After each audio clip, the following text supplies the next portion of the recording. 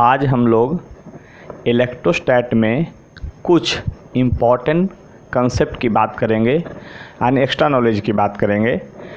देखिए, हम लोग इलेक्ट्रोस्टैट का first chapter according to NCERT पढ़ चुके हैं। उसमें अभी एनसीईआरटी का प्रॉब्लम बताना बाकी है, वो बताएंगे। लेकिन उसके पहले कुछ इम्पॉर्टेंट कंसेप्ट की बात करते हैं। जैसे एक टर्म है क्वार्क, है ना। क्वार्क क्या होता है? तो आज तक हम लोग जानते हैं कि चार्ज पार्टिकल का सबसे छोटा जो चार्ज पार्टिकल जो सबसे छोटा होता है, एलिमेंट्री चार्ज पार्टिकल होता है, उसको हम लोग क्या कहते हैं? इलेक्ट्रॉन, प्रोटॉन कहते हैं।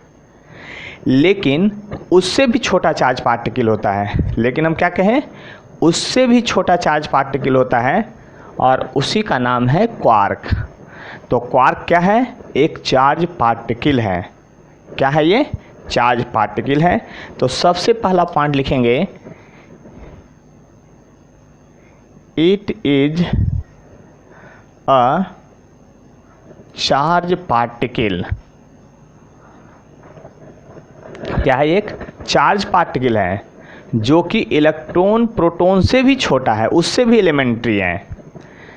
और इलेक्ट्रॉन प्रोटॉन जो है इसी से बना है, इलेक्ट्रॉन प्रोटॉन न्यूट्रॉन। और यह जो होता है दो तरह का होता है। कितने तरह का होता है? दो तरह का होता है। तो अगला पॉइंट में लिखेंगे, it is of two type. ये कितने तरह का होता है? यह कितने तरह का होता है? दो तरह का होता है। यानी कि दो तरह का होता है। तो कौन कौन, उसको ध्यान से देख लेते हैं। एक होगा अप क्वार्क, और एक होगा डाउन क्वार्क।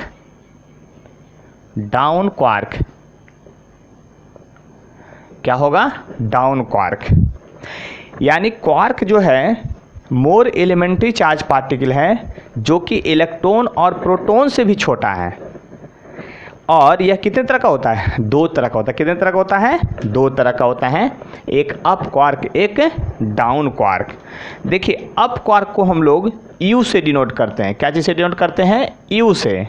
और डाउन क्वार्क को हम लोग डिनोट करते हैं डी से। याद कर लिए, अप क्वार्क को क्या चीज़ से डिनोट करते हैं? यू से। और डाउन क्वार्क को डिनोट करते हैं क्या चीज़ से? डी से। तो अब देखते हैं, ध्यान से समझिएगा मेरी बात को। यहाँ पर क्या होता है, दोनों में जो एक दो पॉइंट अंतर है वो क्या है वो समझ लीजिए। अप क्वार्क जो है, it is a positive charge. क्या है? पॉजिटिव चार्ज पार्टिकल है। और यह जो है, it is a negative charge particle है। कौन सा है?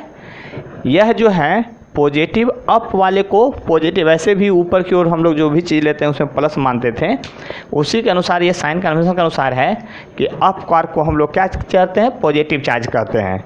और इस पर क्या होता है? Negative charge. इसमें जो अमाउंट ऑफ चार्ज होता है, अप क्वार्क पर जो अमाउंट ऑफ चार्ज होता है, अमाउंट ऑफ चार्ज जो होगा इसका, वो होता है प्लस ट्वाइस E/3। और इस पर जो अमाउंट ऑफ चार्ज होता है, अमाउंट ऑफ चार्ज किस पर? डाउन क्वार्क में जो होता है वह होता है -E/3।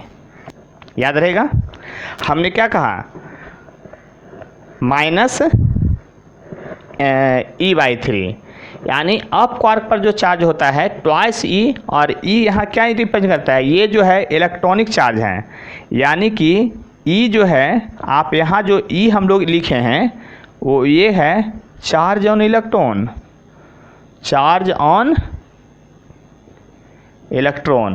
यानी E से जो डिनोट कर रहे हैं चार्ज ऑन इलेक्ट्रॉन, और प्रोटॉन को हम लोग डिनोट कर रहे हैं। यानी कि इतना तो बात समझ में आ गया होगा कि आपका अप क्वार्क पर क्या होगा? प्लस ट्वाइस E/3 होगा, जबकि डाउन क्वार्क पर क्या होगा? -E/3 होगा। और यह जो है आपका चार्ज पार्टिकल है, अप क्वार्क और डाउन क्वार्क। तो ये था क्वार्क के बारे में कंसेप्ट। अब एक बात याद करिए, इलेक्ट्रॉन, प्रोटॉन और न्यूट्रॉन ये सभी जो है क्वार्क से बने होते हैं। किससे बने होते हैं? इलेक्ट्रॉन, प्रोटॉन और न्यूट्रॉन जो है सभी क्या चीज़ से बना है? क्वार्क से। यानी हम इसमें लिख सकते हैं, नोट पॉइंट, फिर अगला पॉइंट में, इलेक्ट्रॉन, प्रोटॉन एंड न्यूट्रॉन,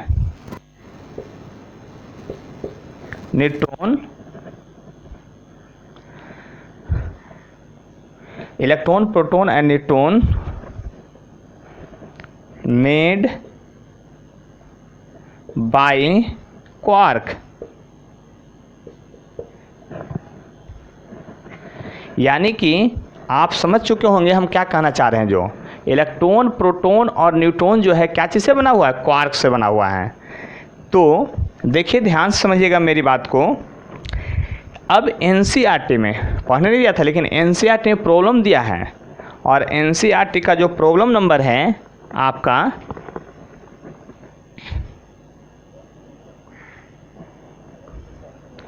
देखिए एनसीईआरटी में जो प्रॉब्लम नंबर है आपका वो 31 है, और 31 में कह रहा है कि आपका, आप ये बताइए कि प्रोटॉन पर कितना अप क्वार्क है और न्यूट्रॉन पर कितना, प्रोटॉन में कितना अप क्वार्क और डाउन क्वार्क है। और आपका यानी एनसीईआरटी का 31 नंबर प्रॉब्लम है। यानी एनसीईआरटी का जो है 31 नंबर प्रॉब्लम है। आपका 31 नंबर प्रॉब्लम में क्या कहता है वो समझ लीजिए। कहता है फाइंड नंबर ऑफ क्वार्क या नंबर ऑफ अप क्वार्क और डाउन क्वार्क इन प्रोटॉन, न्यूट्रॉन, है ना। फाइंड नंबर ऑफ अप और डाउन क्वार्क इन, फर्स्ट में प्रोटॉन, सेकेंड में न्यूट्रॉन। यही प्रॉब्लम है। फर्स्ट में किस पर कहता है? प्रोटॉन पर, न्यूट्रॉन पर। यानी कि इस क्वेश्चन को तो अब हम बताते हैं, ध्यान से समझने की कोशिश कीजिएगा कि इस क्वेश्चन में आखिर क्या है। जो तो हमको ये पता करना है नंबर ऑफ अप और डाउन क्वार्क इन प्रोटॉन। तो हम प्रोटॉन के निकालते हैं और फिर आपको निकालना पड़ेगा किसके लिए? न्यूट्रॉन के लिए।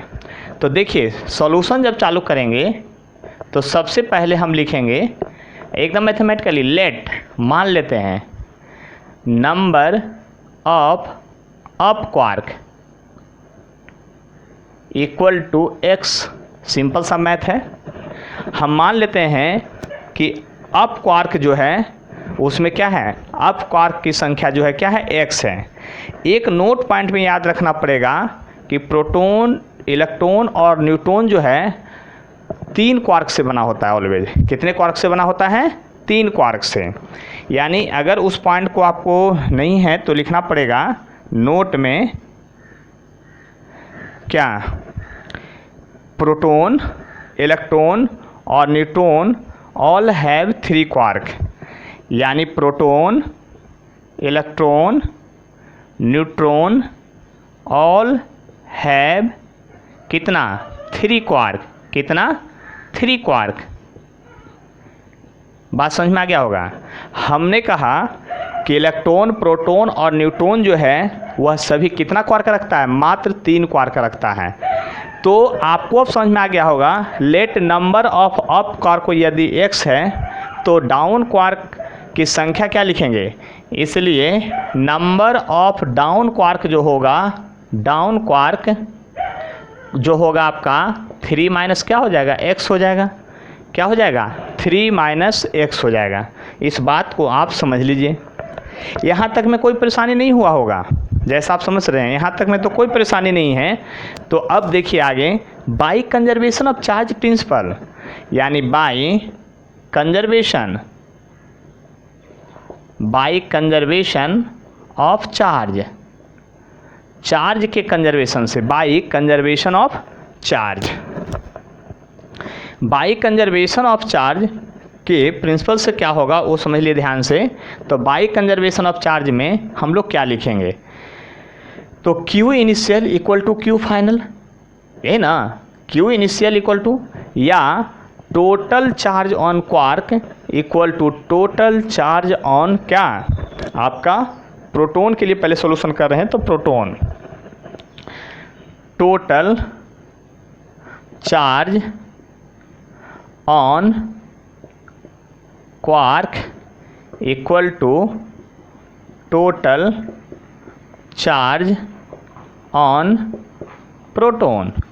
देखिए ध्यान से, तो क्वार्क पर टोटल चार्ज की संख्या काउंट करते, टोटल अमाउंट ऑफ चार्ज निकालते हैं कितना है, तो आप याद कीजिए अप क्वार्क की संख्या कितना है, x है। कितना है अप क्वार्क की संख्या, x है। तो x अप क्वार्क की संख्या है और एक क्वार्क पर ट्वाइस ई बाई 3 होता है। कितना होता है, ट्वाइस ई बाई 3 होता है। क्या होता है, ट्वाइस ई बाई 3 होता है। बात समझ लीजिए अच्छी तरह से, क्या होता है, ट्वाइस ई बाई 3 होता है। कोई परेशानी है तो बताइए, क्या होता है, ट्वाइस ई बाई 3 होता है। तो अब आप देखिए, तो ट्वाइस ई बाई, तो एक क्वार्क पर अगर ट्वाइस ई बाई 3, तो एक्स क्वार्क पर कितना, एक्स क्वार्क पर twice E by 3 into x हो जाएगा। अब देखिए डाउन क्वार्क की संख्या 3 माइनस एक्स है और डाउन क्वार्क पर चार्ज कितना होता है, इतना होता है, तो प्लस 3 माइनस एक्स और इंटू में ही रहेगा माइनस ई बाई 3, क्योंकि चार्ज उतना होता है। और प्रोटॉन पर चार्ज कितना होता है, प्लस ई होता है। कितना होता है, प्लस ई होता है। प्रोटॉन पर चार्ज याद कीजिए प्लस ई होता है। कितना होता है, प्लस ई होता है। अब कैलकुलेशन कीजिए, देखिए ध्यान से, देखिए ई सभी जगह है, यहाँ भी है, यहाँ भी है, वो आके क्या होगा, कॉमन आकर के क्या हो जाएगा, कैंसिल हो जाएगा। क्या हो जाएगा आपका, कैंसिल हो जाएगा। तो यहाँ पर देखिए ये हो गया आपका 2x बाई 3 हो गया, यहाँ हो गया 2x बाई क्या हो गया 3 हो गया, और प्लस हो जाएगा यहाँ 3 माइनस x, और यहाँ पर हो जाएगा, ये प्लस है जो माइनस कर देगा, अब बाई 3 इक्वल टू आपका 1 हो जाएगा। कहिए क्यों, ये सभी में है वो कैंसिल हो गया। अब यहाँ सेल्सियम लीजिएगा तो ये 3 आएगा, और तब तो यहाँ पर लिख सकते हैं 3 दोनों में है 2x minus 3 plus x by 3 equal to 1। इसको आप उधर लेके चलिए। जब उधर लेके चलिएगा तो आप क्या कीजिएगा, देखिए यहाँ 2x प्लस x 3x हो गया, तो 3x माइनस 3 इक्वल टू 3, इसलिए 3x इक्वल टू कितना हो गया, देखिए ध्यान से, 3x इक्वल टू जो हो गया आपका 6 हो गया, इसलिए x बराबर हो गया आपका 2। यानी अप क्वार्क की संख्या कितना होगा, इसे लिख सकते हैं अप क्वार्क बराबर क्या हो गया 2, और डाउन क्वार्क जो हो जाएगा, डाउन क्वार्क जो हो जाएगा 3 माइनस एक्स था, यानी 3 माइनस 2 इक्वल टू 1। यानी प्रोटॉन में 2 जो है अप क्वार्क होगा और एक जो है डाउन क्वार्क होगा। एक क्या होगा आपका, डाउन क्वार्क होगा। इस बात को समझ लीजिए। तो देखिए अब तब तो प्रोटॉन का नेम लिखिए, प्रोटॉन इक्वल टू आप लिख सकते हैं EUD, this is the naming of proton. याद कीजिए प्रोटॉन में 2 अप क्वार्क हैं और एक डाउन क्वार्क है, यह नेमिंग हुआ इसका, ठीक है। दूसरा में था किसके लिए, न्यूट्रॉन के लिए। किसके लिए, न्यूट्रॉन के लिए। तो इसमें भी मान लीजिए कि let number of up quark जो होगा उसको देखते हैं कि क्या होता है, उसी तरह से मान लेते हैं। तो number of up quark, number of up quark equal to मान लेते हैं फिर से कि x है, और नंबर ऑफ डाउन क्वार्क जो है फिर से मान लेते हैं तो 3 माइनस एक्स होगा। क्यों होगा 3 माइनस एक्स, फिर से बोलना पड़ेगा, बोल देते हैं क्या, कि प्रोटॉन न्यूट्रॉन और इलेक्ट्रॉन में सभी कितने होते हैं, 3 क्वार्क होते हैं। कितने क्वार्क होते हैं, 3 क्वार्क। इसलिए हर हाल में आपको यहाँ पर आपको 3 ही होता है, तो एक को अगर x मान लिया तो दूसरा क्या होगा 3 - x होगा। By conservation of charge, by conservation of charge, तो अभी लैंग्वेज लिख दिए थे, अब नहीं लिखेंगे। कंजर्वेशन ऑफ चार्ज से आप क्या लिखिएगा कि टोटल चार्ज ऑन जो क्वार्क होगा वो चार्ज ऑन न्यूट्रॉन के बराबर होगा। तो देखिए अब क्वार्क पर चार्ज कितना होता था, 2e/3 into x plus 3 - x into -e/3। अब आप लोग को लग रहा होगा तो सेम ही लिख रहे हैं सर, सेम कहाँ लिख रहे हैं, देखिए ना। उसके बाद न्यूट्रॉन पर चार्ज कितना होता है, आप ही बताइए, न्यूट्रॉन पर चार्ज कितना होता है। तो न्यूट्रॉन पर चार्ज आपका 0 होता है। जब 0 होता है तो इन सभी को लेकर उधर चले जाइए, तो ये माइनस जो इंटू में था होने वाला वो प्लस हो जाएगा उधर, और आपके लिए बचेगा 2x/3 और उधर बचेगा 3 - x इंटू e/3।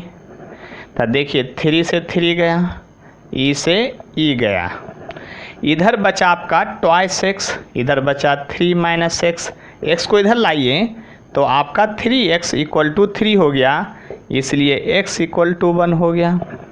तो नंबर ऑफ अप क्वार्क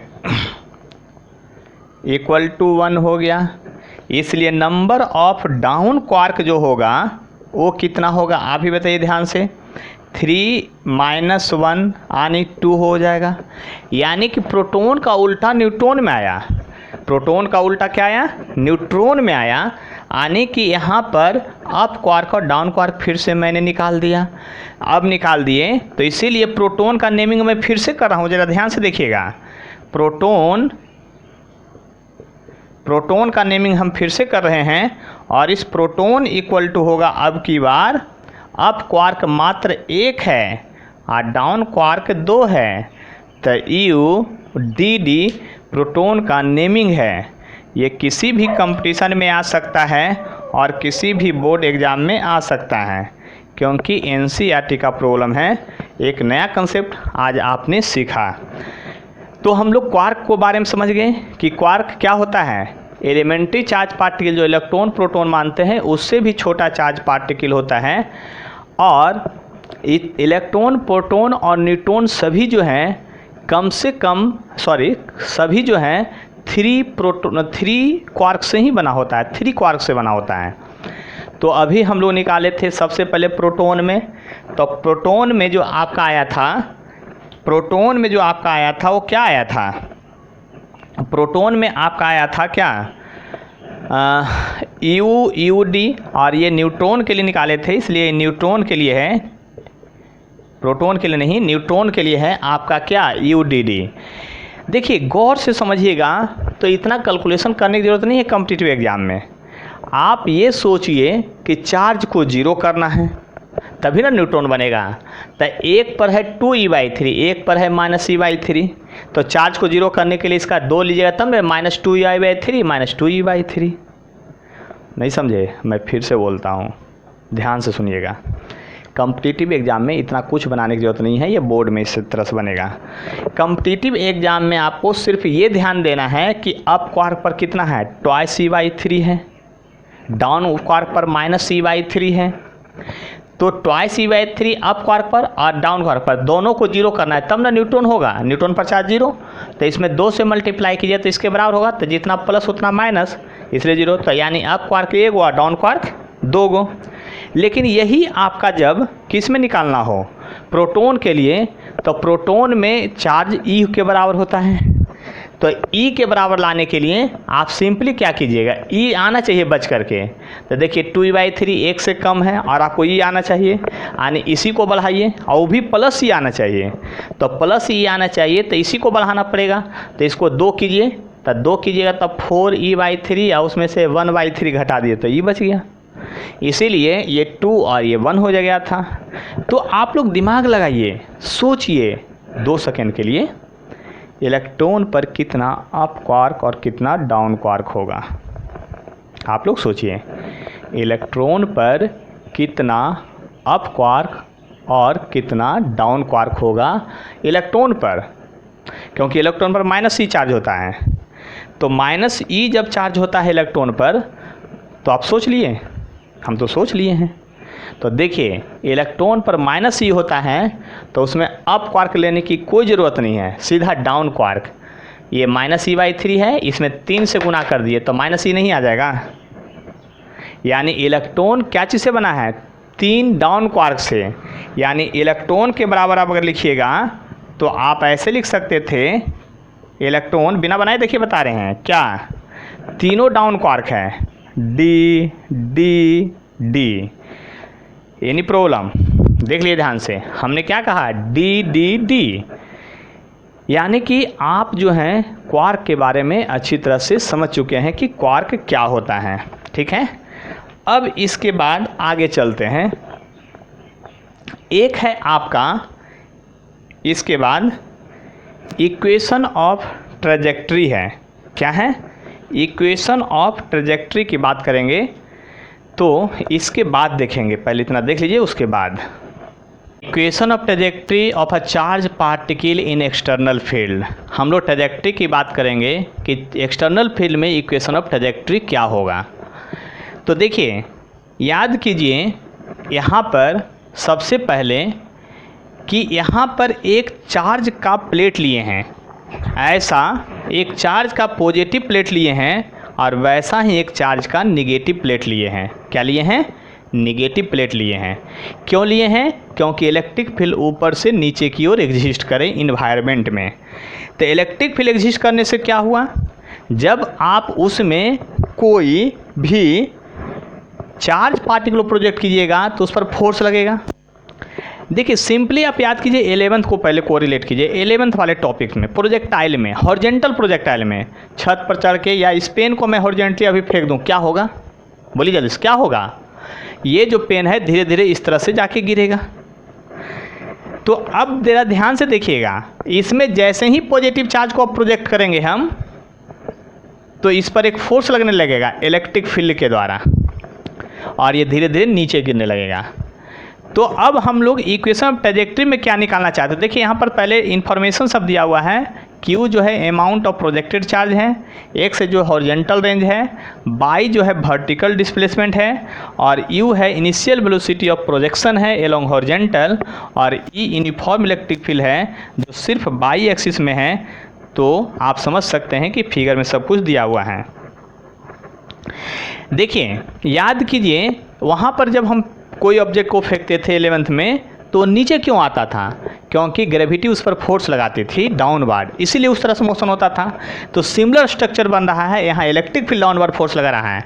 तो कहिए सर यहाँ ग्रेविटेशनल फोर्स नहीं लेंगे, तो नहीं, बिल्कुल नहीं लेंगे, क्योंकि ग्रेविटेशनल फोर्स का वैल्यू बहुत ही कम होता है इन कंपेरिजन इलेक्ट्रोस्टैटिक, इसलिए उसको हम लोग कंसीडर यहाँ पे नहीं करेंगे।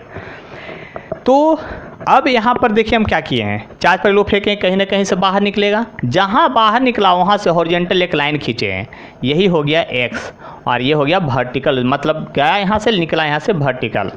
और मान लेते हैं कि ये थीटा एंगल से बाहर, देखिए अभी तक झुक रहा है लेकिन बाहर जाएगा उसके बाद स्ट्रेट लाइन बच जाएगा मात्र, ये बात को ध्यान दीजिएगा। बाहर जब निकलेगा तो क्या होगा, सिर्फ स्ट्रेट लाइन से भागेगा। किससे भागेगा, स्ट्रेट लाइन से भागेगा, इस बात का ध्यान दीजिएगा। देखिए इसके आगे चलते हैं, इसके आगे हम ये देखते हैं। अब सबसे पहले हम यहाँ पर हॉरिजॉन्टल मोशन में स्टडी करते हैं। तो फॉर हॉरिजॉन्टल मोशन में जब स्टडी करेंगे, फॉर हॉरिजॉन्टल मोशन में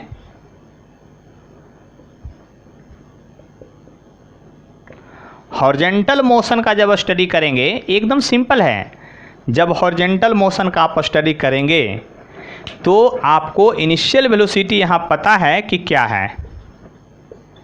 इनिशियल वेलोसिटी जो है आपको पता है कि हॉरिजॉन्टल में ही u है, लेकिन फोर्स तो सिर्फ बाई में लग रहा है और वह कोऑर्डिनेट जो बाई में हो उसका x में वैल्यू क्या होता है, 0 होता है।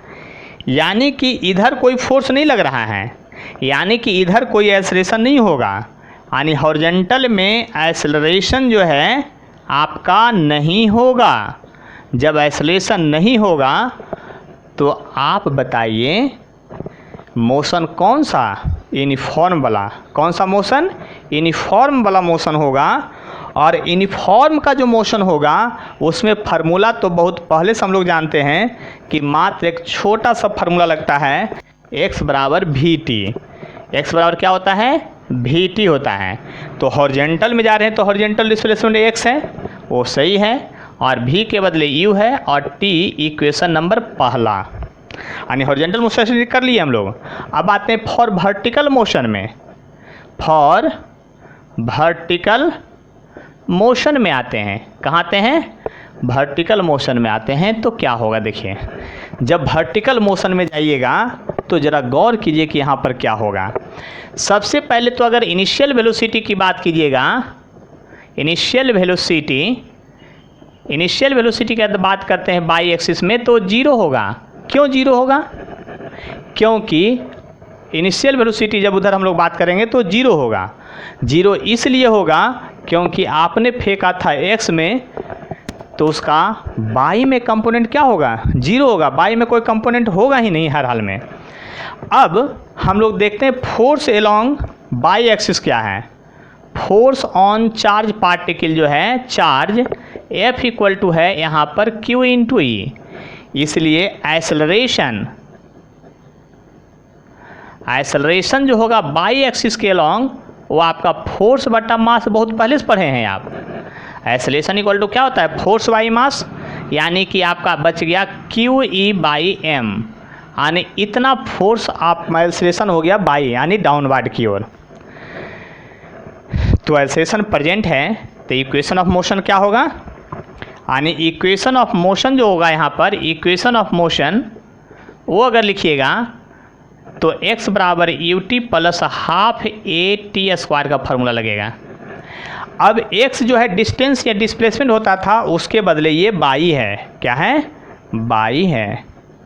इनिशियल वेलोसिटी जीरो है, प्लस हाफ a के बदले देखिए क्या लिखिएगा, क्यू ई बाई एम है, और t के बदले अगर पुट करना हो तो फ्रॉम इक्वेशन फर्स्ट से चलिए, तो t बराबर क्या होगा, x बटा यू होगा का होल स्क्वायर, सेंस x बराबर था u इंटू टी, इसलिए ऐसा लिखे हैं। x बराबर क्या था, u इंटू टी। अब इसको अगर सिंपल लिखेंगे तो बाई इक्वल टू होगा q e x square by twice m u square. यह इक्वेशन ऑफ ट्रेजेक्ट्री हुआ। क्या हुआ, ये इक्वेशन ऑफ ट्रेजेक्ट्री हुआ। आपको क्या हुआ, आपका इक्वेशन ऑफ ट्रेजेक्ट्री हुआ। तो ज़रा गौर कीजिए, इक्वेशन ऑफ ट्रेजेक्ट्री हुआ तो यहाँ पर क्या हुआ, आपका इक्वेशन ऑफ ट्रेजेक्ट्री हुआ यहाँ पर। तो इक्वेशन ऑफ ट्रेजेक्ट्री जो है और यह जो है आपका NCERT में भी दिया हुआ है, NCERT में भी दिया हुआ है, और NCERT में शायद 33 नंबर प्रॉब्लम होगा। कितना, 33 या 34 नंबर प्रॉब्लम होगा। तो आप लोग समझ गए होंगे इक्वेशन ऑफ ट्रेजेक्ट्री क्या होता है। तो यह तो सिंपल वाला हम लोग देखें, इसके बाद भी हम लोग देखेंगे। तो पहले इतना लिखिए, उसके बाद आगे बात करते हैं।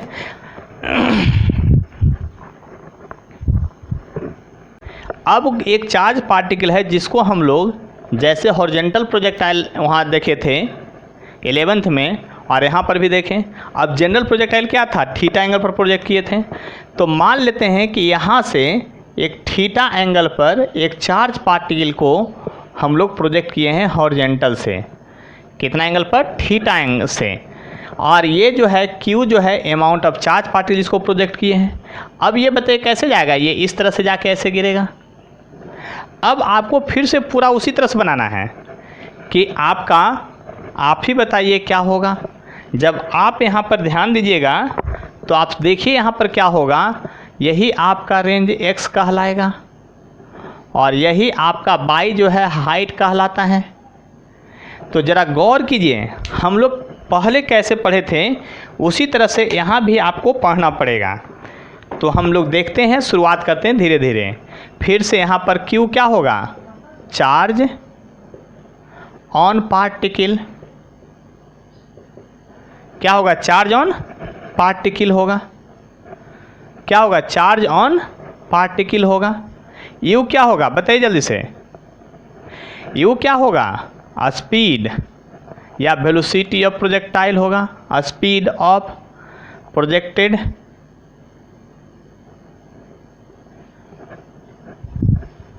चार्ज पार्टिकल होगा। देखिए अब डाटा नहीं लिखेंगे ज़्यादा, आप सीधा ये देखिए कि इलेक्ट्रिक फील्ड यदि वर्टिकली डाउनवर्ड है तो पॉजिटिव चार्ज जो भी लेंगे यदि, तो उस पर फोर्स किधर लगेगा, डाउनवर्ड, हॉरिजॉन्टल में तो लगेगा नहीं, और वही फोर्स आपका क्या होता है, QE होता है। तो फिर से हम बारी बारी से अब स्टडी करते हैं। अब हम स्टडी करते हैं motion along horizontal. Motion along क्या स्टडी करेंगे, हॉरिजॉन्टल। जब मोशन एलोंग हॉरिजॉन्टल स्टडी करेंगे तो आपको, आप ज़रा ध्यान से देखिएगा, इनिशियल वेलोसिटी जो होगा हॉरिजॉन्टल में क्या होगा, आप ही बताइए क्या होगा, इसका कौन सा कॉम्पोनेंट जाएगा, यू कॉस थीटा जाएगा। और एक्सेलरेशन नहीं होगा, इधर क्या होगा, एक्सेलरेशन नहीं होगा, तो एक्सेलरेशन क्या होगा, 0 होगा। एक्सेलरेशन नहीं होगा यानी एक्सेलरेशन क्या होगा आपका, 0 होगा। क्या होगा, 0 होगा। जब एक्सेलरेशन 0 होगा तो ज़रा बात ध्यान से समझने की कोशिश कीजिए, यानी कि मोशन ऑफ इक्वेशन तब तो x बराबर you cos theta into time सिर्फ होगा। अब हम लोग स्टडी करते हैं मोशन एलोंग वर्टिकल। किधर स्टडी करते हैं, मोशन एलोंग वर्टिकल मोशन में स्टडी करते हैं। ज़रा ध्यान से देखिएगा, जब वर्टिकल मोशन में स्टडी करेंगे हम लोग तो क्या होगा, इनिशियल वेलोसिटी अब की बार तो होगा, क्या होगा, इनिशियल वेलोसिटी होगा, और वह इनिशियल वेलोसिटी क्या होगा, यू साइन थीटा होगा। क्या होगा, यू साइन थीटा होगा। अब देखिए फोर्स ऑन चार्ज पार्टिकल पता है, तो इधर एक्सेलरेशन होगा, क्या होगा, इधर एक्सेलरेशन होगा, और ए बाई बराबर क्या होगा, फोर्स बटा मास, यानी QE/m होगा। देख लीजिए ध्यान से। अब जब मोशन होगा तो इक्वेशन ऑफ ट्रेजेक्ट्री क्या होगा, तो इक्वेशन ऑफ ट्रेजेक्ट्री होगा, इधर वर्टिकल में डिस्प्लेसमेंट है जो बाई है, तो बाई इक्वल टू होगा you sine theta into T. और देखिए इनिशियल वेलोसिटी ऊपर की ओर है और ये नीचे की ओर है, तो यहाँ पर होगा माइनस हाफ AT²। ए के बदले क्या लिखेगा, QE/m into T², equation number second. यानी दोनों इक्वेशन हम निकाल दिए हैं। अब हम निकालना चाहते हैं सबसे पहले टाइम ऑफ फ्लाइट। हम क्या निकालना चाहते हैं, equation of time of flight. क्या निकालना चाहते हैं, equation of time of flight. क्या निकालना चाहते हैं, equation of time of flight. कहाँ, इसी में equation of time of flight निकालना चाहते हैं। तो फ्रॉम इक्वेशन सेकंड से चलिए, फ्रॉम इक्वेशन सेकंड से चलिए। देखिए after one time of flight, एक टाइम इंटरवल के बाद क्या होगा, पार्टिकल आ जाएगा उसी हॉरिजॉन्टल में, यानी तब तो वर्टिकल डिस्प्लेसमेंट क्या होगा, 0 होगा। यानी फ्रॉम इक्वेशन सेकेंड से वर्टिकल डिस्प्लेसमेंट को 0 कर दीजिए तो आपको बच जाएगा you sine theta into T minus half QE/m into T²। इसको इधर लेके आइए तो T बराबर क्या होगा, 2u साइन थीटा बाई, देखिए ध्यान से देखिएगा, m भी आपका ऊपर चला जाएगा, ये इधर आएगा तो फिर उधर ऊपर चला जाएगा, यानी कि 2mu और बाई QE। आपको कुछ समझ में आ रहा है, टाइम ऑफ फ्लाइट होता था 2u साइन थीटा बाई जी, आने लगता है g के बदले जो हाँ हम लोग g लेते थे उसके बदले यहाँ QE/m लिखा रहा है बार बार। कहाँ हम g कहाँ लेते थे, याद कीजिए 11th में, और यहाँ पर QE टाइम ऑफ फ्लाइट निकाल दिए। अब हमको यदि निकालना है देखिए टाइम ऑफ फ्लाइट निकाल दिए। अब from equation first and second से चलिए, पहले from equation first and second से चलिए। तो फर्स्ट एंड सेकंड से जब चलिएगा तो बाई इक्वल टू लिखिएगा you sine theta into T minus q E by 2m, और एक काम करते हैं, इसमें टाइम का वैल्यू पहले से ही पुट करते चलते हैं। और टाइम का वैल्यू कहाँ से लाएंगे, इक्वेशन फर्स्ट से लाएंगे। टाइम बराबर x by you cos theta, तो x बाई क्या गया you cos theta minus q ई क्या हो जाएगा क्यू ई बाई 2m, हाँ इंटू टी स्क्वायर था, तो टी स्क्वायर, तो टी के बदले क्या पुट किए, देखिए टी के बदले ये टी स्क्वायर के बदले है, तो टी के बदले यहाँ से निकालिए x by you cos theta put कीजिए, तो स्क्वायर करके पुट कीजिए तो क्या होगा S square u square cos square theta होगा, और यहाँ पर यू यू कट गया तो बाई बराबर आ गया x tan theta minus q e x square by twice m u square cos square theta, और इसी को हम लोग कहते हैं इक्वेशन ऑफ ट्रेजेक्ट्री। इसी को क्या कहते हैं, इक्वेशन ऑफ ट्रेजेक्ट्री कहते हैं। इसी को क्या कहते हैं, इक्वेशन ऑफ ट्रेजेक्ट्री, यानी इक्वेशन ऑफ ट्रेजेक्ट्री। इसी तरह से अब आगे चलते हैं, निकालते हैं इक्वेशन ऑफ हाइट क्या होगा, यानी इक्वेशन ऑफ हाइट की बात करते हैं। तो बताइए हाइट पर जाने में टाइम कितना लीजिएगा, टाइम रिक्वायर्ड जो लीजिएगा, तो टाइम ऑफ फ्लाइट का क्या लीजिएगा, टाइम ऑफ फ्लाइट का आधा लीजिएगा, क्योंकि यहाँ तक जाना है, पूरा नहीं जाना है, यहाँ तक जाना था, जो है उसका हाफ लीजिए, तो हाफ लीजिएगा तो ये गायब हो जाएगा, क्या हो जाएगा m u sine theta, m u sine theta by क्या हो जाएगा क्यू ई हो जाएगा, क्या हो जाएगा आपका क्यू ई हो जाएगा। आ रहा है समझ में, क्या होगा m u sine theta by q e हो जाएगा। अब देखिए ध्यान से, जब टाइम निकल गया तो फ्रॉम इक्वेशन सेकेंड से ही चलिए, तो फ्रॉम इक्वेशन यदि सेकेंड से चलते हैं तो बाई के बदले क्या लिखाएगा एच लिखाएगा, बाई के बदले क्या लिखाएगा एच, और यू साइन थीटा ये क्या है यू साइन थीटा है, और टी के बदले लिखिएगा क्या m u sine theta by q e, देख लीजिए ध्यान से, अब minus q E by m minus q E by 2m। अब देखिए ज़रा ध्यान से, यहाँ पर लिखिएगा तो टाइम के बदले क्या लिखिएगा आप ही बताइए, टाइम ऑफ फ्लाइट के बदले कहाँ से लिखिएगा, टाइम ऑफ फ्लाइट के बदले जो ये फार्मूला है इसको पुट कीजिए, लेकिन स्क्वायर करना है, क्या करना है स्क्वायर करना, तो इसको स्क्वायर कीजिएगा तो होगा m square u square sine square theta q square e square. देखिए एक एम और एक ये सब कट जाएगा ई, तो आपको यहाँ जब सोल्व कीजिएगा तो यहाँ से आ जाएगा आपका एम यू स्क्वायर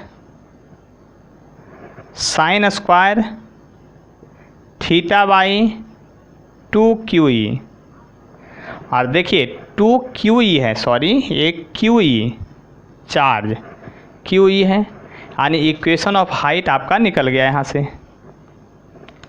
यदि इसके बाद कहिए सर इक्वेशन ऑफ रेंज बताइए, तो इक्वेशन ऑफ रेंज हम सबका इक्वेशन डायरेक्ट याद किए हुए हैं, आपको भी याद करवा देते हैं, रुक जाइए। देखिए आपको कुछ करना उड़ना है नहीं, आपको इक्वेशन ऑफ रेंज लिखा है। देखिए तो गौर कीजिएगा, क्या आपको याद है 11th क्लास का equation of trajectory, equation of height, time of flight, equation of range?